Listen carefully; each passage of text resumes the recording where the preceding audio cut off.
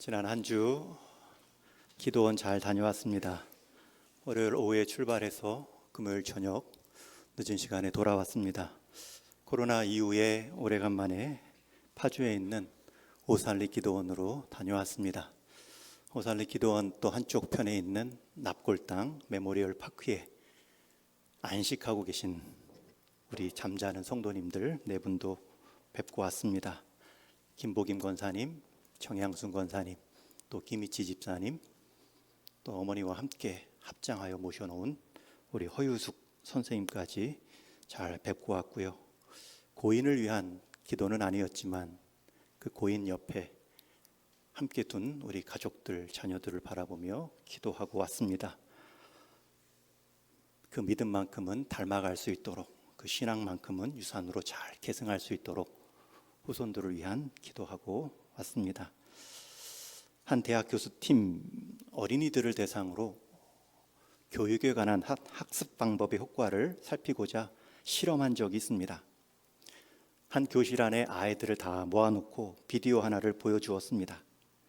그 비디오의 내용은 우리가 흔히 행사장에서 볼 수 있는 풍선 인형을 중앙에 놓고 아이들을 들여보낸 후에 그 아이들이 풍선 인형을 마구 때리고 발로 차는 동영상이었습니다.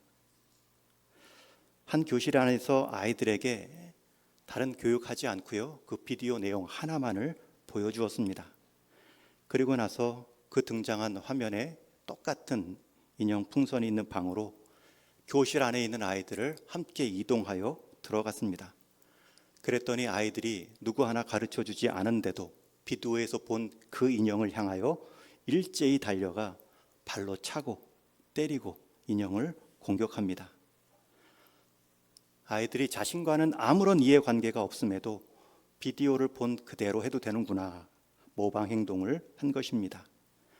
만약 아이들이 그 비디오를 본 내용이 조금 달랐다면 인형을 때리는 내용이 아니고 인형의 손을 잡아주고 인형을 쓰다듬으며 안아주는 비디오였다면 어땠을까? 최소한 실제 그 인형 풍선을 봤을 때 함부로 달려가서 때리는 모습만큼은 없었을 것입니다. 한 아이가 무엇을 보고 자랐는가를 살펴보면 그 아이가 어떻게 자라갈 수 있는가도 짐작할 수 있겠죠. 이것이 교육학에서 말하는 모델링에 의한 학습 효과입니다. 우리 사람은 좋든 싫든 누군가에게 오늘도 영향을 받으며 그 인생을 모방하며 살 수밖에 없습니다. 모방하느냐 하지 않느냐는 선택의 문제가 아닌 필수입니다. 다만 관건은 누구를 선택하고 누구를 모방할 것인가, 그것에 따라 우리 인생은 달라집니다. 제가 총신신대원에 있을 때 기독교 윤리학을 가르치셨던 막 부임하신 교수님께서 첫 시간에 이런 말씀을 하신 적이 있습니다. 자신이 학생 때 모시던 교수님을 너무 흠모하고 너무 존경해서 그분의 공부 습관, 그분의 강의 습관, 심지어 그분의 글 쓰는 형식까지도 내가 그대로 따라 했더니 오늘 이 자리에 설 수 있었다라고 말합니다. 속으로는 자신을 그렇게 흠모하라는 뜻인가? 그렇게 따라하라는 말씀인가? 생각도 들었지만 그것은 분명히 모델링에 의한 선한 효과입니다. 오늘 본문에서도 사도 바울은 나를 본받으라 라고 말하고 있습니다. 아무리 한 사람이 위대하고 뛰어나다 할지라도 주변 사람들을 향하여서 나를 본받으라 라고 말할 사람들은 그렇게 많지 않습니다. 여러분들은 주변 가운데 누구에게 나를 본받으라 말씀하신 적이 있으신지요? 아니, 최소한 내 자녀들에게 나를 본받으라 라고 말할 부모가 얼마나 될까요? 오히려 너는 네 아빠 닮으면 안 된다, 이런 소리만 안 들어도, 너는 엄마 그 모습 닮으면 안 된다 라는 말만 피하여도 감사할 뿐이죠. 제가 두 딸에 늘 시간 있을 때마다 말합니다. 너희는 아빠 같은 신랑감을 만날 수 있도록 기도해야 된다. 그럼 옆에서 듣고 있던 아내가 웃습니다. 부정도 긍정도 아니지요. 비웃음만 아니기를 바랄 뿐이죠. 두 딸은 제 말이 끝나기도 전에 왜 닮으라고 했는지 이유도 듣기 전에 다 자기 방으로 들어갑니다. 사도 바울의 상황은 조금 더 낫습니다. 자기를 닮으라 하고 그리고 이유를 말할 수 있는 기회가 있었기 때문입니다. 함께 읽은 11장 1절 말씀을 우리 한번 같이 읽겠습니다. 시작. 내가 그리스도를 본받는 자가 된 것 같이 너희는 나를 본받는 자가 되라. 사도 바울은 지금 자신을 본받으라고 말하고 있는데 그 이유를 내가 그리스도를 본받는 그것을 본받으라는 뜻이죠.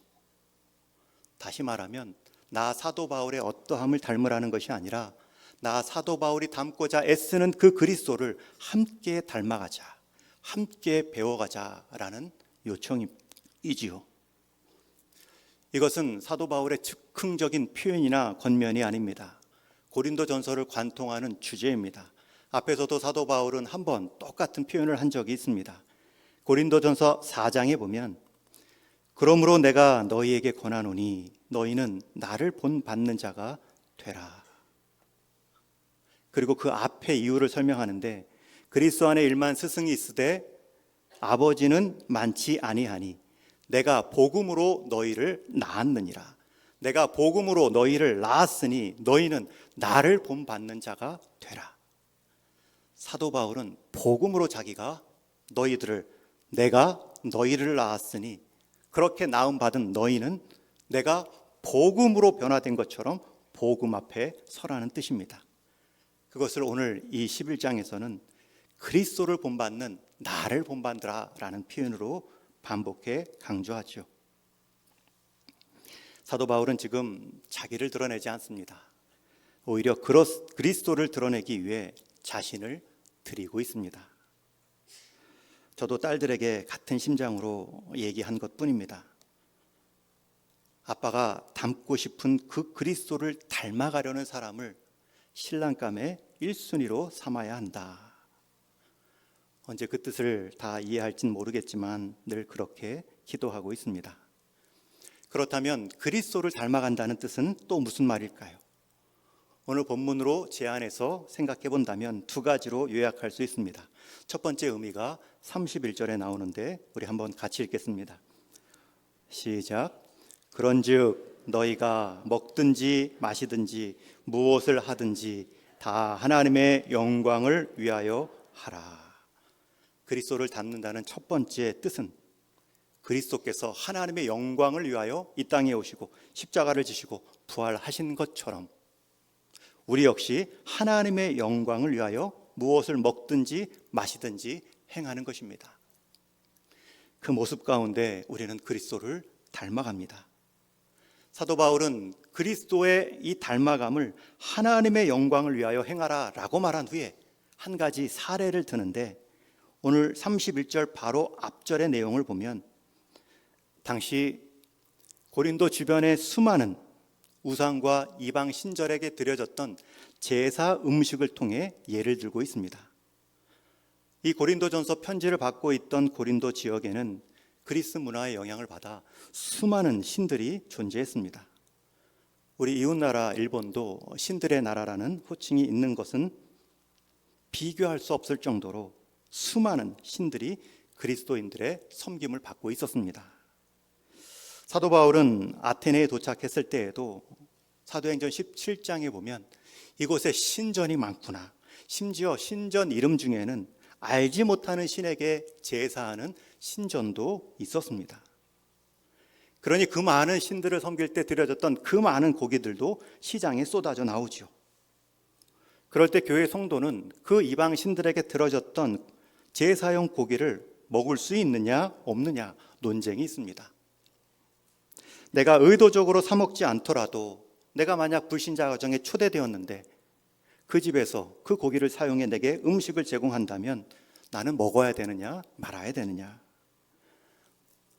결론적으로 말씀드리면 사도 바울은 음식 그 자체가 무슨 죄를 품고 있겠느냐, 아무리 제사를 드린 고기라 할지라도 귀신이나 죄가 그 고기에 붙어 있는 것은 아니다. 오히려 디모데전서 4장 말씀처럼 땅과 거기 충만한 것이 다 하나님이 지으신 것이고 하나님께 속한 것이기에 감사함으로 하나님의 말씀과 기도로 거룩하여 짐이라. 먹으면 된다 말합니다. 그러나 단 한 가지 단서를 붙이죠.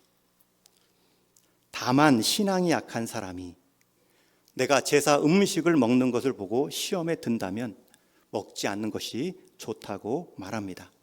28절에 보면 누가 너희에게 이것이 제물이라, 이것이 바로 그 제사용 제물입니다, 우상 앞에 드려졌던 제물입니다 라고 말한다면, 알려주었다면 그 알게 한 자와 양심을 위하여 먹지 말라. 내 신앙 양심은 오케이입니다. 내 취향도 오케이입니다. 그러나 누군가 지켜보는 그 눈이 노라고 말한다면, 당신 그렇게 하면 어떻게 합니까? 라는 의심과 불안의 눈초리로 그 상황을 지켜보고 있다면 내 양심이 아니라 그 양심을 위하여 먹지 말라는 것입니다. 여러분, 그것이 하나님의 영광을 위한 행동이라고 이어서 31절에 말하지요.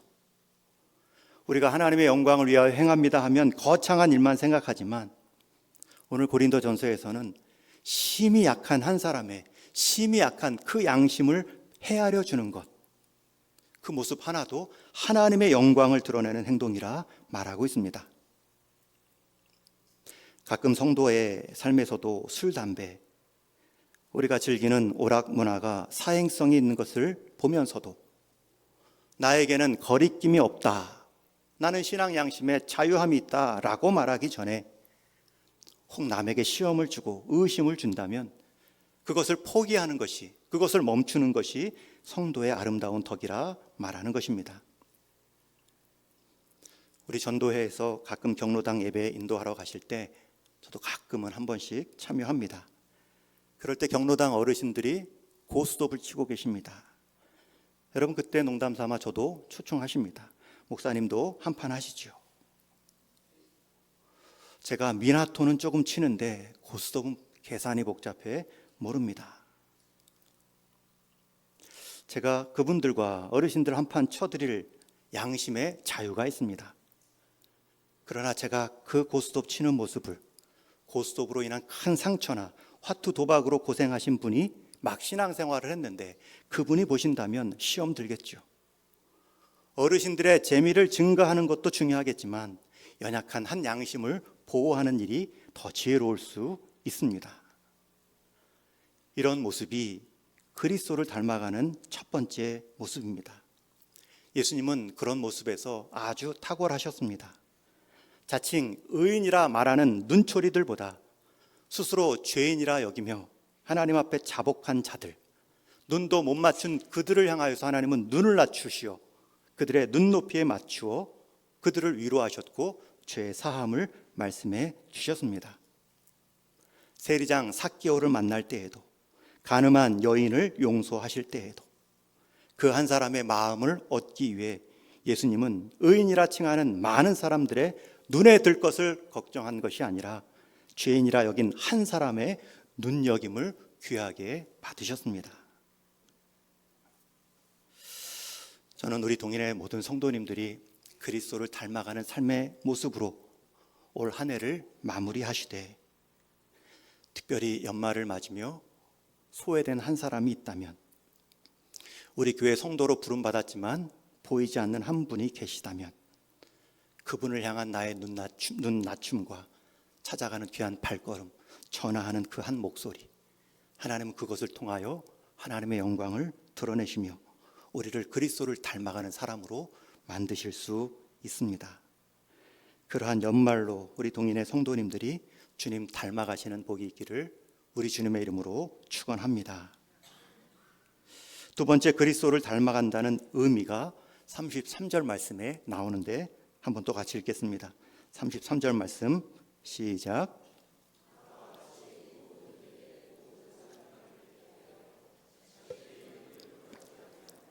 많은 사람의 유익을 구하여 구원을 받게 하라.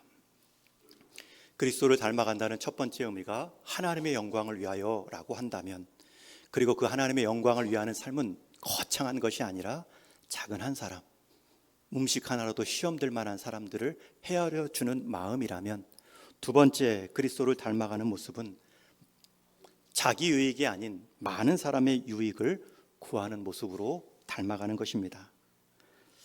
이 점에서도 예수님은 아주 탁월하셨죠. 예수님은 자기 유익 정도가 아니라 자기 생명도 구하지 않으시고 우리의 가장 큰 유익, 우리의 구원을 위해 자기 생명을 죗값으로 아낌없이 후회함 없이 내어주셨습니다. 그것도 한 방향으로 계속해서 우리를 향한 사랑을 보여주셨죠. 예수님은 한 번 십자가의 한 날 죽으심으로 자기 생명을 주신 것이 아니라 예수님은 이 땅에 오신 그 모습 자체가 한없는 낮추심입니다. 하나님이 사람이 되신 그 모습, 창조주가 피조물의 하나의 모습으로 내려오신 것은 우리 사람이 돼지로 내려가는 것보다 더 낮추심이시죠. 거기서만 그치지 않습니다. 공생의 전 과정에서도 예수님은 십자가를 지시기 전에 우리를 향한 그 십자가적 삶을 보여주셨습니다. 십자가를 지시는 일에 성공하시기 전에 예수님은 십자가를 사시는 삶에 성실하셨습니다. 그 결과로 죽음의 자리 십자가에까지 설 수 있었던 것입니다.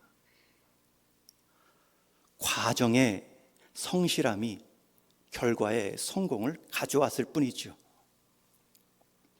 그런 사랑으로 예수님은 우리를 지금도 사랑하십니다. 우리가 살다 보면 넘사벽 같은 사람을 만날 때가 있습니다. 이런 사람을 만나면 엄두가 나지 않을 정도로 특출한 실력 때문에 기가 죽고 나는 무엇하고 살았는가 라는 생각이 들기 쉽습니다. 이럴 때 우리가 자주 쓰는 처방전은 그 사람은 태어날 때부터 천부적인 재능이 있었어. 아니면 그 사람은 금수저를 물고 태어났어. 정말로 태어날 때부터 난 사람들도 있습니다. 그러나 알고 보면 한 자리에서 일가를 이룬 대다수의 사람들은 난 사람보다 된 사람들이 훨씬 많습니다. 오히려 난 사람들은 자기 재능만을 믿고 불성실하다 된 사람보다 못한 인생 결과를 맞이할 수도 있습니다. 한때 메이저리그 강속구 투수였던 마르티네즈라는 선수는 자신의 노력에 대해 이렇게 말한 적이 있습니다. 나의 실력을 천부적인 재능으로 평가하는 전문가들을 보면 화가 난다. 그들이 보지 못한 내가 이제까지 쌓아온 피눈물 나는 노력이 가리워지기 때문이다. 여러분, 이 선수는 쉽게 천부적인 재능이야 라고 말하는 전문가들의 평가를 아주 싫어합니다. 왜냐하면 그들이 보지 못하고 알지 못한 자기 숨은 피눈물 나는 노력이 가리워지기 때문이다 말하죠. 여러분, 이 선수에게 있어서 실력이란 남들부터 태어날 때부터 가지고 있던 비범한 능력을 말하는 것이 아니라 남들 모르게 꾸준하게 지속해 왔던 자기 노력이 실력이다라고 말하는 것입니다. 권석천 작가가 쓴 사람에 대한 예의라는 책을 보면 같은 의미의 표현이 나옵니다. 제가 화면을 준비했는데요. 경의의 대상이 되어야 하는 건 당신의 천재성이 아닙니다. 성실성입니다. 아니, 그 끝없는 성실성이 천재성이라고 말할 수도 있겠네요. 그 누구도 당신처럼 밤낮 없이 타자기를 두드리고 또 두드리고 할 수는 없을 테니까요. 이 작가는 사람 직업의 의미를 좋은 사람이 되어가는 과정의 일부로 말합니다. 직업이 전부가 아닙니다. 좋은 사람이 되어가는 과정에 직업이 있을 뿐입니다. 여러분, 작가가 좋은 책으로 말하지만, 독자는 좋은 책으로만 평가하지만 그 작가가 그 이전에 수없이 두드렸을 타자기, 수없이 찢어내었을 그 원고들, 그것 자체가 천재성, 성실성이라는 것입니다. 예수님은 우리를 사랑하시는데 십자가 지는 날 한 번만 사랑하신 것이 아닙니다. 한 번에 우리 유익만을 위해 죽으신 것도 아닙니다. 십자가 지시기 전부터 우리를 사랑하셨고, 십자가를 지심으로 우리에 대한 사랑을 증명하셨고, 그리고 부활하심으로 그 십자가의 사랑이 영원할 수 있다. 우리를 영원한 사랑의 대상으로 인쳐 주셨습니다. 우리 주님의 경외의 대상이 되는 것은 예수님의 한 날, 한 번의 십자가 사건뿐만 아니라 그 십자가를 향한 변함없는 주님의 성실함 때문입니다. 이 성실함이 지금도 우리를 향하고 있죠. 이 시대는 갈수록 요행을 바라는 시대가 되고 있습니다. 너도 나도 부동산, 주식 투자로 한 방을 노립니다. 인생 역전을 꿈꾸고 있습니다. 물론 대박을 경험하는 사람도 있지만 구조상 대부분은 쪽박을 찰 수밖에 없는 형편입니다. 그런 영향하에 신앙생활도 한 방을 노리는 사람들이 있죠. 일상의 자리에 신실함보다는 어느 한 날 은혜 한 번만 받으면 믿음의 소유자로 거듭난다. 그렇게 한 날 한 날을 그냥 소진하다가 그 일상도 남아있는 믿음마저 까먹기 일쑤입니다. 신앙에서는 난 사람은 없습니다. 나게 하신 하나님은 있지. 그 나게 하신 하나님 때문에 우리는 이제 되어갈 수 있는 사람입니다. 우리는 누군가를 부러워하고 존경해야 될 때 난 사람이 아니라 지난한 과정을 다 거친 된 사람을 바라보셔야 됩니다. 그래야 우리는 나 자신을 탓할 때 재능 없음을 탓하기 전에 꾸준하지 못한 불성실함을 먼저 탓해야 할 것입니다. 하나님의 아들로 이 땅에 오신 예수님, 그분도 성육신으로 청년의 몸이 아닌 아기 예수님으로 오셔서 꾸준하게 자라는 과정을 거치셨고 공생의 3년의 시간 동안 십자가의 사랑을 보이신 후에 십자가를 지셨습니다. 주님께서는 그 사랑의 모범으로 사도 바울을 회심케 하셨고 그런 회심을 경험한 사도 바울은 그 주님의 본보기 닮아감을 통하여서 고린도 교회에 편지하고 있고 자신의 사역 동역자들인 디도와 디모데에게도 똑같은 권면을 주고 있습니다. 디도서 2장 7절 말씀에 보면 범사에 내 자신이 선한 일에 본을 보이며, 디도가 목회적 동역을 이루어갈 때 목회 선배인 사도 바울은 범사에 디도 너 자신이 선한 일에 본을 보여 본을 따르게 함으로 잘하게 하라. 디모데전서 4장 12절도 디모데를 향한 같은 권면을 주고 있지요. 우리 한번 같이 읽겠습니다. 시작. 누구든지 내 연소함을 업신여기지 못하게 하고 오직 말과 행실과 사랑과 믿음과 정절에 있어서 믿는 자에게 본이 되어.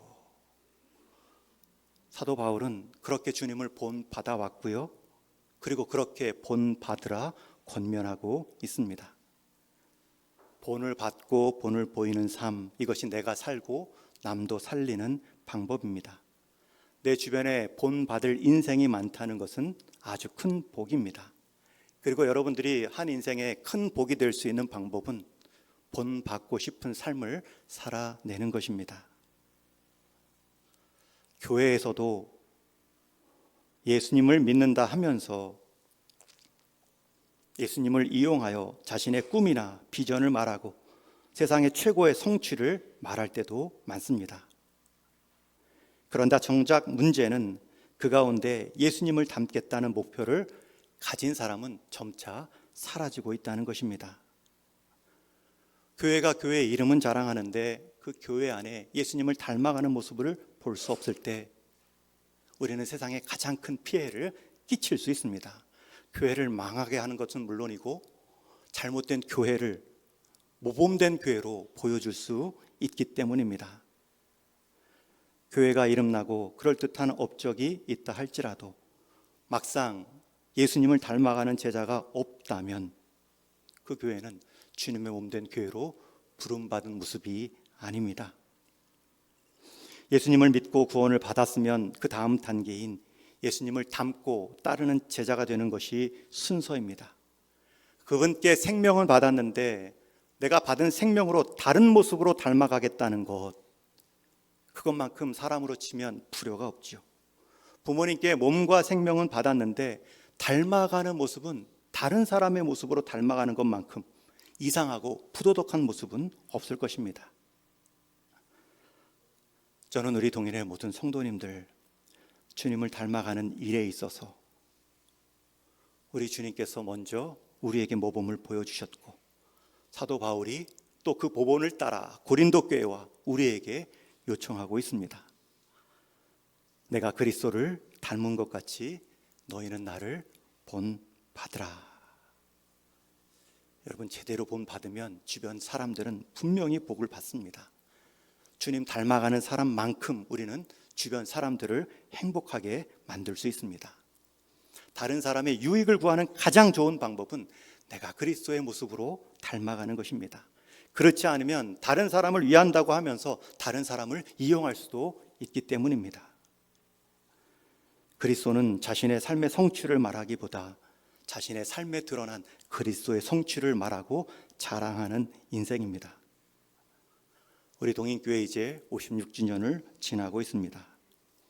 그 목표, 그 지향점을 다시 무엇으로 점검하고 결심해야 되는가? 한 가지뿐입니다. 머리 대신 그리스도를 주인 삼은 공동체라면, 그분의 몸으로 부름받았다면 그리스도를 닮아가는 것뿐입니다. 여러분, 그리스도를 닮아간다고 해서 내 인생에 손해만 있다 절대 여기지 마십시오. 사도 바울은 그 점에 있어서도 분명히 약속해 주시는 말씀이 있는데, 디모데전서 4장 8절 이하 말씀 우리 한 번 더 같이 읽겠습니다. 시작.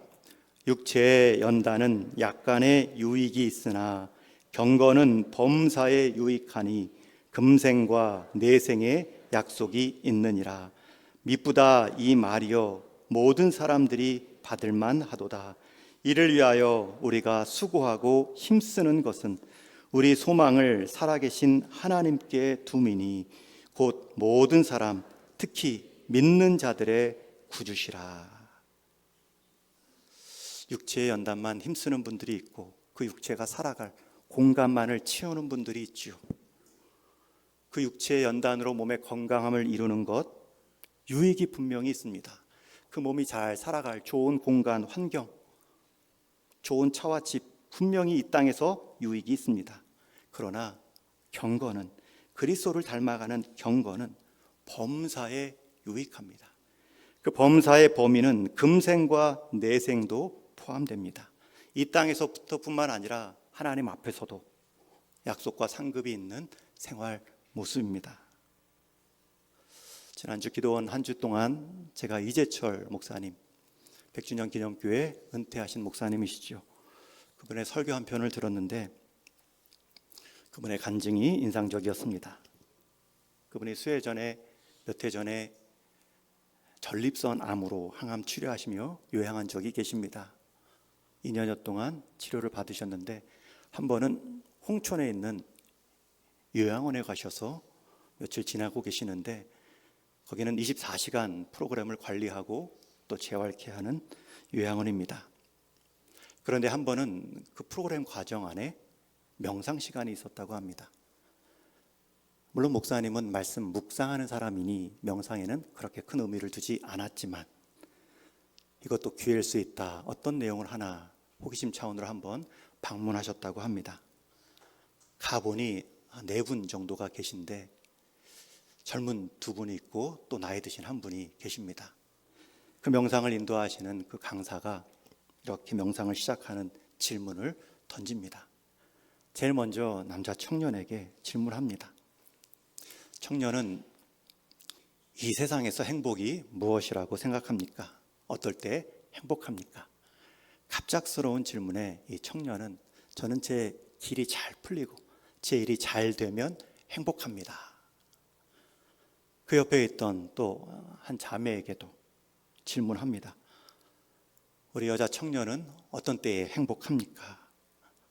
한번 시간을 가질 수 있으니 생각을 했겠죠. 저는 자연 안에서 제가 마음껏 걸어 다닐 수 있을 때, 특별히 자연을 누리며 트레킹할 때 행복감을 느낍니다. 그리고 이재철 목사님 순서가 되었을 때 선생님은 어떨 때 행복하십니까? 라는 질문에 이재철 목사님은 저는 제 인생의 의미가 절대적인 의미가 있다는 것을 깨달을 때 행복합니다. 여러분 이해되십니까? 저는 제 인생이 절대적인 의미가 있다는 것을 깨달을 때 행복합니다. 그리고 나서 이제 거기에서는 더 설명하지 않지만 그 설교 내용 가운데 말씀하시는 자신의 말의 요지는 앞에 얘기한 것처럼 육신의 단련은 약간의 유익이 있습니다. 그리고 육신이 살아갈 환경들을 준비하고 꾸미는 것, 고급지게 하는 것, 약간의 기쁨이 있습니다. 그러나 경건은 내생과 금생에도 유익이 있다라는 말과 동일합니다. 여러분, 청년이 말한 행복의 기준, 내 길이 잘 열리고 내 인생에 계획한 것들이 잘 이루어지면 행복합니다. 여러분, 그것은 항상 행복할 수 없습니다. 아마 안 행복한 때가 더 많을 것입니다. 왜냐하면 우리 인생은 내 계획과 내 뜻대로 될 때가 더 적기 때문이죠. 여러분, 자매처럼 내 인생의 행복은 내가 자연 속에 마음껏 시간을 보내고 있을 때, 그 길을 마음껏 걸을 수 있을 때, 여러분, 그것만을 행복이라고 말하면 그러한 여행을 가기 위해 남은 시간, 회사에서 일하는 모든 시간들은 고역의 시간이 될 수 있죠. 언제든지 행복을 말할 수는 없을 것입니다. 그러나 절대자 하나님 앞에서 내가 사랑받고 있는 자, 그 사랑이 변치 않는다는 것, 그리고 내가 점점 더 주님의 사랑을 깨달아간다는 것, 그리고 그 사랑을 내가 내 삶으로 드러내 보인다는 것. 그래서 그러한 과정에 절대적 의미가 있다면 어떤 상황에서도 행복할 수 있죠. 길이 열리면 길을 열어주신 하나님 때문에 행복하고, 길을 막으셨다면 새 길을 열어주실 하나님에 대한 기대와 돌아볼 성찰에 대한 또 감사가 있겠죠. 그런 모습을 통하여서 행복해하는 모습을 주변 사람들이 보고 있습니다. 영향을 받겠죠. 여러분, 우리 인생의 행복의 기준, 하나님 앞에 절대적인 의미를 발견할 수 있는 것이 무엇입니까? 그리스도 안에서 내가 하나님과 관계 맺은 자녀이구나, 변함없는 사랑받는 자녀이구나, 내가 그리스도를 닮아감으로 이 땅 가운데 그리스도의 사랑을 보이는 것, 그것이 내 인생의 목적이요, 내가 마지막 날 평가받을 기준이구나. 오늘은 12월 첫 주일입니다. 이 12월 달은 한 해의 황혼이자 새해의 여명과 또 같은 달입니다. 여러분, 올 한 해 잘 마무리하는 12월이 될 뿐만 아니라 새해를 잘 준비하는, 미리 앞장서서 시작하는 지혜가 있어야 될 시간들입니다. 400m 계주의 시간은 100m 가장 빠른 속도 곱하기 4보다 더 빠르다고 하죠. 여러분, 400m 4명이 달리는데 그 계주의 속도가 100m 가장 빨리 달린 사람의 곱하기 4배의 속도보다 더 짧게 측정된다고 하죠. 그 이유는 한 가지뿐입니다. 관성, 가속도가 붙어 달릴 수 있기 때문입니다. 앞에 선 계주가 뒤에 선 사람과 함께 바통을 이어받으며 달리면서 시작할 수 있기 때문에 같은 길이지만 짧은 시간으로 달릴 수 있습니다. 여러분, 지금부터 내년을 준비하면, 그리고 한 해 한 해 우리 인생에 주어진 시간들을 내 인생 전체를 준비하는 시간으로 삼으면 우리 인생 주어진 믿음의 바통 잘 지켜내며 달릴 수 있습니다. 예수님의 탄생을 기념하고 감사하는 성탄절도 있습니다. 여러분, 한 해를 돌아보고 결산할 때에 또 주님의 성탄을 기념하는 이 계절 가운데 여러분, 무엇을 결심하시겠습니까? 예수님은 이 땅에 우리를 통해 예수님의 사랑을 누리고 전하시도록 우리를 위해 목숨 내어 주셨습니다. 그러기에 그분의 마음을 품고 그분을 닮아감이 여러분, 한 해를 잘 결산하는 지혜요, 성탄의 정신을 살리는 태도가 될 것입니다. 기도원에 있을 때 다시 한번 돌아봤습니다. 목회가 무엇인가? 목사는 무엇을 해야 되는가? 두 가지입니다. 첫 번째는 어떤 목사라도 해야 될 보편적 임무가 있습니다. 성례와 말씀 전파, 신방과 목양입니다. 그리고 두 번째, 다른 하나의 목회의 의미는 목사가 예수님 닮아감으로 그 시대에, 그 교회, 그 상황에서 이루어야 될 소명을 실천해 가는 것입니다. 저뿐만이 아닙니다. 여러분들도 마찬가지입니다. 여러분들 첫 번째, 여러분들에게 있어서 여러분의 자리의 직분을 잘 감당하고 있는가? 중직자로 내가 해야 할 일들을 잘 감당해 가고 있는가? 이게 첫 번째고요. 두 번째는 그것을 감당하실 때에 그리스도를 닮아감으로 하시는가? 두 가지를 동시에 충족할 수 없다 여겨지면 후자를 택하십시오. 그리스도를 닮아감으로 여러분의 직분을 감당하셔야 됩니다. 그리스도 없이 직분만을 감당한다면 하나님을 사랑하지 않고 하나님을 사용할 수 있기 때문입니다. 그리고 그리스도를 닮아감으로 내 직분을 감당해야 나도 살고 남도 살릴 수 있기 때문입니다. 여러분, 한 해의 끝자락 서 있습니다. 이제 여러분 인생 끝자락에 서 있을 때가 분명히 있습니다. 우리 잠자는 성도 제가 보고 왔다고 했죠. 여러분도 잠자는 성도가 될 때가 있습니다. 여러분, 무엇을 인생 기준으로 삼으시고 인생 목표로 삼으시며 금생과 내생을 준비하시겠습니까? 남은 달력 한 장이 너 지금 어떻게 살아왔는가? 너 앞으로 어떻게 살아갈 건가? 라고 질문하듯 우리를 쏘아보고 있습니다. 저와 여러분에게 주어진 기회는 그리 많지 않고 주어진 시간도 그리 길지 않습니다. 여러분 인생의 틀을 그리스도로 이미 찍히신 분들입니다. 그 틀을 유지하시고 그 틀 안에 그리스도를 닮아 가십시오. 마치 물은 담긴 그릇에 의해 그 모양이 결정되는 것처럼 그리스도를 닮아가는 인생을 통해 하나님은 우리를 통해 일하시고 그리스도를 닮은 교회를 이루어 가실 것입니다. 시간이 갈수록 연수를 자랑하지 마시고 시간이 갈수록 내가 그리스도를 닮아감을 드러내 볼 수 있는 우리 성도와 동인교회 되기를 주님의 이름으로 축원합니다.